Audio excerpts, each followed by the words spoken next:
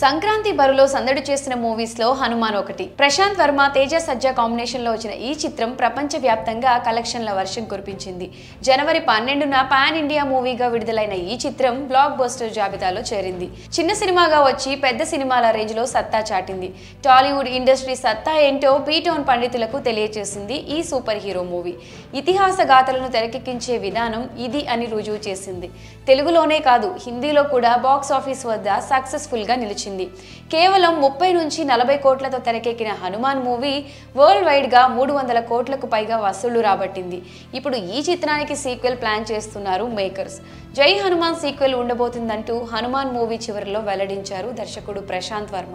అయితే ఈ సినిమా వేరే లెవెల్లో ఉండబోతుందని తెలుస్తోంది. ఈసారి భారీగా ప్లాన్ చేయబోతున్నారు. ప్రస్తుతం ప్రీ ప్రొడక్షన్ వర్క్ కూడా జరుగుతుంది. ఇక ఈ మూవీలో కాస్టింగ్ కూడా భారీ స్థాయిలోనే సెట్ చేస్తున్నారు దర్శక నిర్మాతలు. హనుమాన్ క్యారెక్టర్ ఎవరు చేస్తున్నారు అన్న ఆసక్తి కూడా నెలకొంది.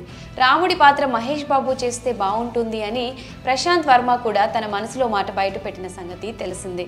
ఈ నేపథ్యంలో సినిమా బడ్జెట్ కూడా ఆ రేంజ్ లో ఉండబోతుంది. సుమారు 200 కోట్లతో మూవీని తెరకెక్కించాలని ప్లాన్ చేస్తున్నారట ప్రశాంత్. ఈ లెక్క ప్రకారం హనుమాన్ కన్నా 10 బడ్జెట్ పెట్టనుంది. సీసీ వర్క్స్, విఎఫ్ఎక్స్, గ్రాఫిక్స్ నిమిత్తం భారీగా ఖర్చు పెట్టాలని భావిస్తున్నారు. అయితే ఈ మూవీ సెట్స్ పైకి వెళ్లేందుకు ఇంకా టైం పట్టేలా ఉంది. 2025లో జై హనుమాన్ రిలీజ్ చేస్తామని ప్రకటించినప్పటికీ ఇది మరింత లేట్ అయ్యేటట్లు కనిపిస్తోంది. ఎందుకు అంటే ప్రశాంత్ వర్మ ఎప్పుడో అధీరా అనే మూవీని అనౌన్స్ చేయడంతో పాటు ఫస్ట్ లుక్ కూడా రిలీజ్ చేశారు. డివివి దానయ్య కుమారుడు కళ్యాణ్ దాసరి ఈ మూవీతో హీరోగా పరిచయం చేయబోతున్నాడు. ఇతిహాస గంతాల్లోని స్పెషల్ క్యారెక్టర్ తీసుకొని ఇప్పటి తరానికి నచ్చే విధంగా అందిస్తున్నారు ప్రశాంత్. అలాగే మహాకాళి అనే మూవీ కూడా చేయబోతున్నారు. ఈ 2 సినిమాలు పూర్తి చేశాకే జై హనుమాన్ షురూ చేయనున్నట్లు తెలుస్తోంది.